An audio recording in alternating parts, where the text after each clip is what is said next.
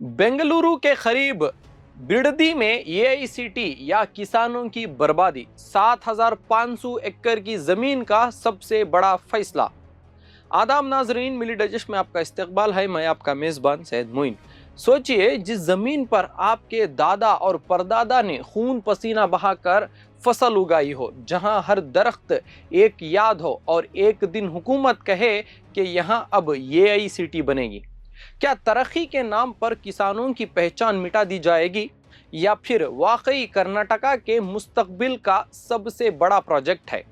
आज हम बात करेंगे बेंगलुरु के करीब बनने वाली एआईसीटी की, जहां एक तरफ हुकूमत तरक्की का ख्वाब दिखा रही है और दूसरी तरफ किसान जमीन बचाने के लिए सड़कों पर उतर आए हैं। हुकूमत का प्लान है कि बेंगलुरु के बाहर तकरीबन 7,500 एकड़ में एक नया इंटीग्रेटेड टाउनशिप तैयार किया जाए।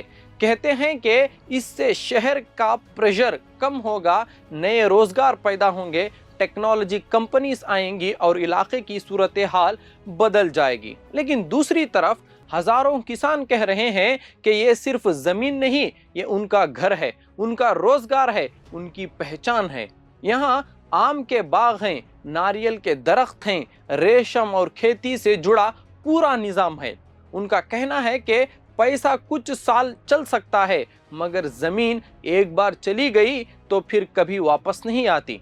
और सबसे बड़ा सवाल, अगर शहर बनाना ही तरक्की है तो फिर खाना उगाने वाली जमीन का क्या होगा? हुकूमत का दावा है कि अक्सरियत जमीन देने के लिए राजी है और कंपनसेशन के साथ लैंड शेयरिंग मॉडल भी दिया जाएगा, मगर एहतजाज करने वालों का इल्ज़ाम है कि असल तस्वीर कुछ और है।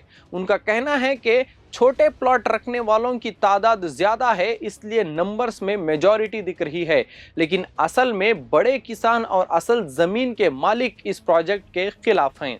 सवाल यह भी उठ रहा है कि क्या तरक्की सिर्फ बिल्डिंग्स और आईटी पार्क्स का नाम है, या फिर वो इंसान भी तरक्की का हिस्सा हैं जो नस्लों से उस मिट्टी को जिंदा रखते आए हैं।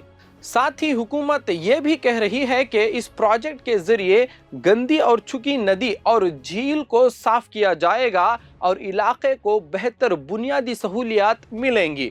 लेकिन मुखालिफ लोग पूछ रहे हैं, अगर सफाई ही मकसद था तो क्या उसके लिए 7,500 एकड़ की खेती की जमीन लेना जरूरी था? आज कर्नाटका के ऐसे मोड़ पर खड़ा है कि जहां एक तरफ आर्टिफिशियल इंटेलिजेंस का मुस्तकबिल है और दूसरी तरफ किसानों का गुजरा हुआ कल और आज का रोजगार।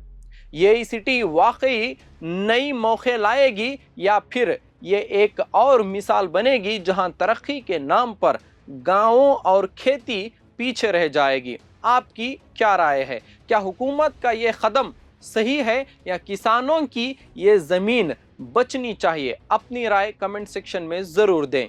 जुड़े रहिए मिली डाइजेस्ट के साथ। बोल हमारे, आवाज आपकी।